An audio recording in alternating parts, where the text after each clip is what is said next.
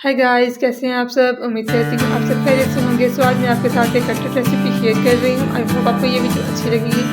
अच्छी लगे तो लाइक शेयर एंड सब्सक्राइब जरूर कीजिएगा, ये आपकी तरफ से इनाम होता है। तो चलिए वीडियो स्टार्ट करते हैं।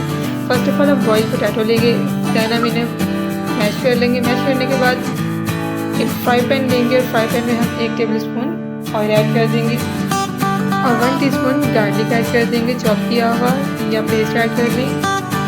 1 टेबल स्पून कटी हुई हरी मिर्च ऐड कर देंगे।